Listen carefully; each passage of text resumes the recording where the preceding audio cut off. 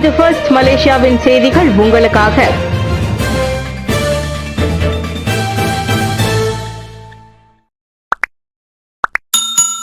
Hamas நடவடிக்கை மையமாக Malaysia செயல்படுகிறதா? போலீஸ் படை தலைவர் மறுப்பு. ஹமாஸ் நடவடிக்கை மையமாக மலேசியா செயல்படுவதாக கூறப்படும் குற்றச்சாட்டை தேசிய போலீஸ் படை தலைவர் டத்துஸ்ரீ முகமது காலிட் இஸ்மாயில் மறுத்தார். அமலாக்க நிறுவனங்கள் மற்றும் அண்டை நாடுகளின் ஒத்துழைப்போடு நாட்டின் பாதுகாப்பு எப்போதும் உறுதிப்படுத்தப்பட்டுள்ளது. பாலஸ்தீன மக்களின் போராட்டத்திற்கு மலேசியர்கள் ஆதரவு அவர்களது மனதிற்கு மிகவும் நெருக்கமாக இருக்கிறது என்பதை முகமது காலிட் ஒப்புக்கொண்டார். அதே வேளையில் அந்த ஒருமைப்பாட்டு உணர்வு சட்டத்திற்கு விரோதமான நடவடிக்கைகளுக்கு பயன்படுத்திக் கொள்ளாமல் இருப்பதை உறுதிப்படுத்துவதற்கு பாதுகாப்பு நிறுவனங்கள் எப்போதும் விழிப்பாகவும் கவனமாகவும் இருப்பதாக அவர் தெரிவித்தார். மலேசியா ஒரு இஸ்லாமிய நாடு என்ற முறையில் பாலஸ்தீனர்களின் போராட்டத்தை மக்கள் ஆதரிக்கின்றனர். அதன் காரணமாகவே நாம் பாலஸ்தீனத்திற்கு தொடர்ந்து ஆதரவை வழங்கி வருகிறோம். எனினும் பாலஸ்தீனர்களுக்கான மலேசியாவின் ஒருமைப்பாடு நோக்கம் சட்டத்திற்கு எதிராக பயன்படுத்திக் கொள்ளாமல் இருப்பதை பாதுகாப்பு நிறுவனங்களின் செயல்பாடுகள் உறுதியாகவும் விழிப்பாகவும் இருப்பதாக இன்று புக்கிட்டமான் போலீஸ் தலைமையகத்தில் நடைபெற்ற செய்தியாளர்கள் கூட்டத்தில் உரையாற்றிய போது முகமது காலிட் இஸ்மாயில் தெரிவித்தார். தாய்லாந்தில் நிர்வாண வீடியோக்கள் கசிவு, பட்டம் வென்ற மறுநாளே அழகி பட்டம் பறிமுதல். மிஸ் கிராண்ட் பிரான்சுவா கீரி கான் 2026 பட்டத்தை வென்ற ஜுஃபினி பேபி ரைனாத்திங் பட்டம் வென்ற மறுநாளிலேயே அந்த பட்டத்தை இழந்தார். சமூக வலைதளங்களில் பரவிய அவரது சர்ச்சைக்குரிய வீடியோக்கள் காரணமாக போட்டி குழுவினர் இம்முடிவை எடுத்ததாக அறியப்படுகின்றது. நைனாத்தாங் தனது முகநூல் பக்கத்தில் மன்னிப்பு கோரி வாழ்வாதார சிரமத்தால் முன்பு நிர்வாண புகைப்படங்களில் நடித்ததாகவும் சில வீடியோக்கள் சட்டவிரோத சூதாட்ட வலைதளங்களில் தன்னுடைய அனுமதியின்றி பயன்படுத்தப்பட்டதாகவும் விளக்கம் அளித்தார். இந்நிலையில் மிஸ் கிராண்ட் தாய்லாந்து 2026 தேசிய போட்டி மார்ச் மாதம் பாங்காக்கில் நடைபெறவுள்ளது. ரோன் 95 பெட்ரோலை ஒரு நாளைக்கு ஒரு தடவை மட்டுமே வாங்க முடியுமா? கட்டுப்பாடில்லை என நிதி அமைச்சு விளக்கம். புடி மடானி ரோன் 95 அல்லது புடி 95 திட்டத்தின் கீழ் ரோன் 95 பெட்ரோல் வாங்குவதை ஒரு நாளைக்கு ஒரு முறை மட்டுமே என கட்டுப்படுத்தும் எந்த திட்டமும் அரசாங்கத்திற்கு இல்லை. ஊடகங்களில் முன்னதாக குழப்பமான தகவல்கள் வெளியானதை அடுத்து நிதி அமைச்சு அதனை தெளிவுபடுத்தியுள்ளது. இதுபோன்ற கட்டுப்பாடு மக்கள் தங்களின் தினசரி தேவைகளை பூர்த்தி செய்யும் நோக்கத்துக்கு எதிரானது என அது கூறியது. அரசாங்கம் தற்போது கசிவுகளை தடுக்கும் நடைமுறைகளை ஆராய்ந்து வருகிறது. ஆனால் எடுக்கப்படும் எந்த நடவடிக்கையும் மக்களுக்கு சிரமம் தரக்கூடாது என்பதில் உறுதியாக உள்ளோம். உதாரணமாக குறுகிய நேர இடைவெளியில் அடிக்கடி பெட்ரோல் நிரப்புவதை தடுக்கலாம் என்பதும் பரிசீலனையில் உள்ளதாக இரண்டாவது நிதி அமைச்சர் டத்துஸ்ரீ அமீர் ஹம்சா அசிசான் முன்னதாக கூறியிருந்தார். தற்போதைக்கு கடுமையான நிபந்தனைகள் எதுவும் விதிக்கப்படாது. எனினும் நடைமுறைகள் நியாயமானதும் செயல்படுத்த எளிதுமானதாக இருக்கும் வகையில் அரசாங்கம் அதை விரைவில் முடிவு செய்யும் என்றார் அவர். அமெரிக்கா தலைமையில் உலக அமைதியை காப்பதில் தோல்வியாம். ஐநா மேடையிலேயே அந்த உலக அமைப்பை விளாசிய ட்ரம்ப். 2ஆம் தவணையாக அமெரிக்க அதிபரான பிறகு நேற்று முதல் முறையாக ஐநா பொது பேரவைக்கு திரும்பிய டொனால்ட் ட்ரம்ப் எதிர்பார்த்தது போலவே அந்த உலக அமைப்பை கடுமையாக விமர்சித்தார். உலக அமைதிக்காக அமெரிக்கா முன்னெடுக்கும் முயற்சிகளுக்கு ஆதரவளிக்க தவறி இருப்பதோடு சட்டவிரோத குடியேற்றத்தையும் அது ஊக்குவிப்பதாக அவர் குற்றம் சாட்டினார். இந்த சட்டவிரோத குடியேற்றமானது மேற்கத்திய நாடுகளுக்கு எதிரான தாக்குதல் என்றும் ட்ரம்ப் வர்ணித்தார். தவிர உலக வெப்பமயமாதல் குறித்த அச்சத்தை உலகின் மிகப்பெரிய மோசடி என குறிப்பிட்டு பருவநிலை மாற்றத்தை கையாளும் முயற்சிகளை அவர் ஏளனப்படுத்தினார்.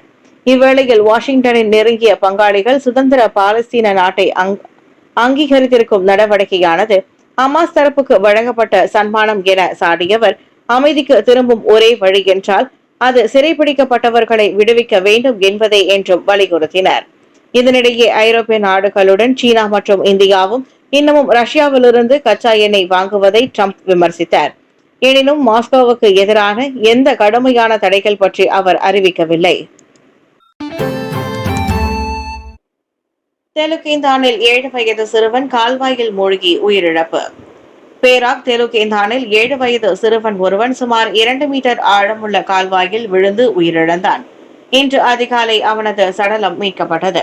இந்த துயர சம்பவம் ஜாலான் சென்டராங் பலாய் லாபு குபோங் எனும் இடத்தில் நிகழ்ந்தது. சிறுவன் நேற்று மாலை 5 மணிக்கு மேல் காணாமல் போனதை அடுத்து குடும்பத்தினர் பதறி போயினர். கிராம மக்களுடன் சேர்ந்து முதலில் தேடினாலும் அம்முயற்சியில் தோல்வியில் முடிந்தது. பின்னர் தீயணைப்பு வீரர்கள் தேடுதல் நடவடிக்கையில் இறங்கி சிறுவன் விழுந்ததாக கூறப்பட்ட இடத்திலிருந்து சுமார் 800 மீட்டர் தூரத்தில் கால்வாயின் அடியில் சடலத்தை கண்டுபிடித்தனர். சிறுவனின் உடல் மேல் விசாரணைக்காக போலீசிடம் ஒப்படைக்கப்பட்டது. MACCயில் பணிக்கு சேர்ந்த ஒரே வாரத்தில் அரசு துணை தலைமை வழக்கறிஞர் கைது. மலேசிய ஊழல் தடுப்பு ஆணையமான MACCயில் பணியில் சேர்ந்த ஒரே வாரத்தில் அரசாங்க துணை தலைமை வழக்கறிஞர் ஒருவர் கைதாகியுள்ளார். அந்த அதிகாரி நேற்று அவரது வீட்டில் போலீசாரால் கைது செய்யப்பட்டதை MACC உறுதிப்படுத்தியது. போதைப் பொருள் என சந்தேகிக்கப்படும் பொருட்களும் அங்கிருந்து பறிமுதல் செய்யப்பட்டன. சம்பவம் குறித்து விசாரணையை போலீசாரிடமே ஒப்படைத்துள்ளதாக MACC அதற்கு முழு ஒத்துழைப்பு வழங்குவதாக உறுதியளித்துள்ளது.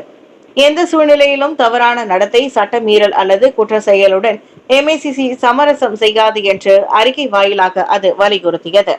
இவ்வேளையில் அச்சம்பவம் 1952ஆம் ஆண்டு அபாயகர போதைப் பொருள் சட்டத்தின் கீழ் விசாரிக்கப்படுவதாக புக்கித் அமான் போதைப் பொருள் குற்ற புலனாய்வு துறையின் இயக்குநர் டாக்டர் ஹுசைன் உமர் கான் தெரிவித்தார். ஓப்ஸ் ஜாக் ஸ்பாரோ 2023 முதல் அச்சுறுத்தி வந்த குற்ற கும்பலை பிடித்த போலீசார் 17 பேர் கைது. பல காலமாக அதிகாரத்தை பயன்படுத்தி கொலை, கொள்ளை, பாராங் தாக்குதல், தீ வைத்து சேதப்படுத்துதல் போன்ற பல்வேறு வன்முறைகளில் ஈடுபட்டு வந்த குற்ற கும்பல் போலீசார் மேற்கொண்ட ஓப்ஸ் ஜாக் ஸ்பாரோ என்னும் சிறப்பு நடவடிக்கையில் பிடிபட்டனர். புக்கித் அமான் குற்ற புலனாய்வு துறை, JSJ மற்றும் மாநில போலீஸ் தலைமையகம் இணைந்து நடத்திய இந்த சோதனையில் 19 வயது முதல் 44 வயதிற்கு உட்பட்ட 17 பேர் கைது செய்யப்பட்டனர். சுமார் 33 பேர் கொண்ட இந்த குற்ற கும்பல் கடந்த 2023ஆம் ஆண்டு முதல் செயல்பட்டு வந்ததென அறியப்படுகின்றது. கைது செய்யப்பட்ட 17 பேருக்கு மொத்தம் 80 குற்றப்பதிவுகள் உள்ளன எனவும் அதில் 34 குற்றப்பதிவுகள் போதைப்பொருள் சம்பவங்கள் தொடர்பானது எனவும் கூறப்பட்டது. நபர்கள் அனைவரும் பாதுகாப்பு சட்டத்தின் கீழ் தடுத்து வைக்கப்பட்டு தொடர்ந்து விசாரிக்கப்பட்டு வருகின்றனர். பிரிட்டனில் மட்டுமின்றி சுவிட்சர்லாந்திலும் மகாதீர் சொத்துகளில் MACC கவனம் செலுத்தும். டாக்டர் மகாதீர் முகமதுவுடன் தொடர்புடையதாக கூறப்படும் சொத்துக்கள் மீதான விசாரணை பிரிட்டனில் மட்டுமல்ல சுவிட்சர்லாந்திலும் ஆய்வுக்கு உட்பட்டுள்ளது என்பதை MACC எனப்படும் மலேசிய ஊழல் தடுப்பு ஆணையம் உறுதிப்படுத்தியுள்ளது. இங்கிலாந்து அதிகாரிகளுடன் தொடர்ந்து தொடர்பு கொள்ள அதே வேளையில் விசாரணையின் நோக்கத்தையும் விரிவுபடுத்தி வருவதாக MACC தலைமை ஆணையர் தான்சி அசாம்பாகி கூறினார். சுவிட்சர்லாந்து போன்ற பிற நாடுகளையும் நாங்கள் கவனித்து வருகிறோம் என்று செய்தியாளர் கூட்டத்தில் அவர் தெரிவித்தார். இங்கிலாந்தில் உள்ள அனைத்துலக ஊழல் எதிர்ப்பு ஒருங்கிணைப்பு மையத்துடன் MACC நெருக்கமாக இணைந்து செயல்படுகிறது. மகாதீர் சம்பந்தப்பட்ட சொத்துக்கள் இருந்தால் எங்களுக்கு உதவும் நிறுவனங்களில் ஒன்றான IACCC உட்பட பிரிட்டன் அதிகாரிகளுடன் நாங்கள் இன்னும் பணியாற்றி வருகிறோம். எனினும் இதுவரை எந்த முன்னேற்றமும் இல்லை என அசாம்பாகி கூறினார். பிரிட்டன் தேசிய குற்றவியல் அமைப்பின் கீழ் உள்ள ஒரு பிரிவான IACCC உடன் பல சந்திப்புகளை MACC நடத்தியுள்ளது. போதைப்பொருள் கடத்தல் சிங்கப்பூர் சிறையில் இருக்கும் மலேசியருக்கு மரண தண்டனை உறுதி. மலேசியரான கே தட்சிணாமூர்த்திக்கு இந்த வியாழக்கிழமை சிங்கப்பூரில் 44.96 கிராம் டயமார்பைன் கடத்தியதற்காக மரண தண்டனை நிறைவேற்றப்பட உள்ளது. சிங்கப்பூர் ஆர்வலரும் முன்னாள் வழக்கறிஞருமான ரவி மரண தண்டனை நிறைவேற்றப்படும் தேதியை அறிவிக்கும் நோட்டீஸின் நகலை பெற்றதாக ஒரு Facebook பதிவில் தெரிவித்தார். சிங்கப்பூர் சிறைச்சாலை சேவை செப்டம்பர் 24 வரை தட்சிணாமூர்த்தியை நீண்ட நேரம் சந்திக்க அனுமதிக்கப்படும் என்று நோட்டீஸின் நகலில் தெரிவித்துள்ளது. நான் சந்தித்ததிலேயே மிகவும் மென்மையான மனிதர்களில் தட்சிணாமூர்த்தியும் ஒருவர். எங்கள் சந்திப்புகள் முடிந்த பிறகும் அவரது கருணையும் அமைதியான கண்ணியமும் என்னுடன் நீண்ட காலம் நிலைத்திருந்தது என்று ரவி கூறினார். தட்சிணாமூர்த்தியின் வழக்கு உரிய செயல்முறை எவ்வளவு பலவீனமானது என்பதை வெளிப்படுத்தியதாக அவர் மேலும் கூறினார். சிறை அதிகாரிகள் ஒருமுறை அவரது ரகசிய கடித பரிமாற்றத்தை அட்டர்னி ஜெனரல் அறைக்கு அனுப்பினார்கள். அது பின்னர் நீதிமன்றம் சட்டவிரோதமானது என்று தீர்ப்பளித்து கைதிகளின் உரிமைகளை மீறுவதாகும். ஆனாலும் அவருக்கு மரண தண்டனை விதிக்கப்படும் என்று அவர் கூறினார். மின் படிகட்டுகள் நிறுவப்பட்டன, டெலிபிராம்டர்கள் பழுதடைகின்றன, ஐநாவை கிண்டல் செய்த ட்ரம்ப். நியூயார்க்கில் உள்ள ஐநா தலைமையகத்திற்கு நேற்று வருகை புரிந்த அமெரிக்க அதிபர் டொனால்ட் ட்ரம்ப் தனது துணைவியார் மெலனியா ட்ரம்புடன் பயணித்த போது மின் படிக்கட்டுகள் திடீரென நின்றது மற்றும் அவரின் உரை போது டெலிபிராம்டரிலும் சிக்கல் ஏற்பட்டதால் நிலைமை மேலும் மோசமடைந்து உட்பட பல்வேறு விவகாரங்கள் குறித்து ஐநாவில் கிண்டல் அடித்தார். இந்த டெலிபிராம்டரை யார் இயக்கினாலும் நீங்கள் பெரிய சிக்கலில் மாட்டிக்கொள்வீர்கள் என்று அவர் கூறினார். பின்னர் இந்த இரண்டு சம்பவங்களையும் ஐநாவில் பல தோல்விகள் என்று விவரித்தவற்றுடன் தொடர்பு படுத்தினர். இதில் தொடர்ச்சியான மோதல்களில் அதன் அமைதி முயற்சிகளுக்கு ஆதரவு கிடைக்காததும் அடங்கும். தாம் 7 போர்களை முடிவுக்கு கொண்டு வந்ததாகவும் அதன் தொடர்பில் சம்பந்தப்பட்ட தலைவர்களையும் கையாண்டதாகவும், ஆனால் ஐநாவிடம் இருந்து ஒருபோதும் தொலைபேசி அழைப்பு வரவில்லை என்று ட்ரம்ப் தனது ஏமாற்றத்தை வெளிப்படுத்தினார். முதல் பெண்மணி உடல்நிலை சரியில்லாமல் இருந்திருந்தால் அவர் கீழே விழுந்திருப்பார்.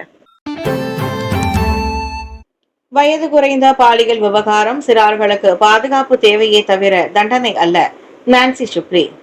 இணக்கத்தின் அடிப்படையில் பாலுறவில் ஈடுபடும் வயது குறைந்த சிறுமிகள் தங்களின் துணைவர்கள் மீது சட்டப்பூர்வ பாலியல் வன்கொடுமை குற்றச்சாட்டு சுமத்தப்படும் போது சட்ட நடவடிக்கையை எதிர்கொள்ள வேண்டும் என்ற திட்டத்தை தொடர்ந்து பாலினத்தை பொருட்படுத்தாமல் குழந்தைகள் பாதுகாக்கப்பட வேண்டும் என்ற தனது நிலைப்பாட்டை மகளிர் குடும்பம் மற்றும் சமூக மேம்பாட்டு அமைச்சர் உறுதிப்படுத்தி இருப்பதாக அதன் அமைச்சர் நான்சி சுக்ரி கூறினார்.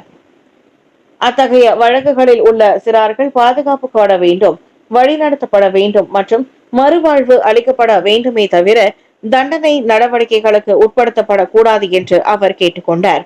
ஒவ்வொரு குழந்தைக்கும் இரண்டாவது வாய்ப்பு தேவை என்றும் முன்னோக்கி செல்வதற்கான வழி தண்டனை அல்ல, கவனிப்பு, வழிகாட்டுதல் மற்றும் பாதுகாப்பு ஆகியவை மிகவும் முக்கியமாகும். சிறார்களாக அவர்கள் தவறுகளிலிருந்து கற்றுக்கொள்ளவும் மீண்டு வரவும் களங்கம் அல்லது நீண்டகால அதிர்ச்சியில் சுமை ஆகாமல் தங்கள் வாழ்க்கையை மீண்டும் கட்டி எழுப்பவும் வாய்ப்பு வழங்கப்பட வேண்டும் என்று அவர் கூறினார். காரில் 3.8 கிலோ போதைப் பொருள் சிக்கியது. சிங்கப்பூரில் மலேசிய ஆடவர் கைது. 37 வயது மலேசிய ஆடவர் ஒருவரை சிங்கப்பூர் அதிகாரிகள் துவாஸ் சோதனை சாவடியில் கைது செய்துள்ளனர். அவரது காரில் சுமார் 3.8 கிலோகிராம் எடை கொண்ட போதைப் பொருட்கள் பறிமுதல் செய்யப்பட்டன. அவற்றின் மதிப்பு 3,94,000 சிங்கப்பூர் டாலருக்கும் அதிகமானதாகும். பறிமுதல் செய்யப்பட்டவற்றில் 1,908 கிராம் ஹெராயின், 1,655 கிராம் கஞ்சா மற்றும் 268 கிராம் ஐஸ் வகை போதைப் பொருளும் அடங்கும். அவை 1,300க்கும் மேற்பட்ட போதை பித்தர்களின் ஒரு வார பயன்பாட்டுக்கான போதுமான அளவாகும். சோதனையில் முதலில் காரின் பின்புற பூட் பகுதியில் 2 கருப்பு பொட்டலங்கள் கண்டுபிடிக்கப்பட்டன.